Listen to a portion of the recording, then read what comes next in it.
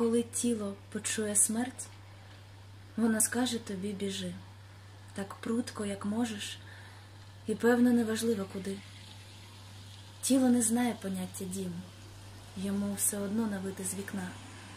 В тіла одна єдина дуель — смерть візаві життя. Коли розум почує смерть, він скаже тобі: ховайся, бери своїх найдорожчих, бережи їх до кінчиків пальців. Розум навчився чекати весни, світанку чи відбою тривоги.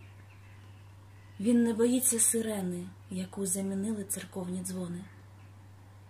Коли серце почує смерть, воно скаже тобі: борись, щоб не втратити зараз і знати, що буде колись. Серцю потрібна зброя і шеврони на рукавах. Йому жодна відкрита дорога не замінить зруйнований шлях.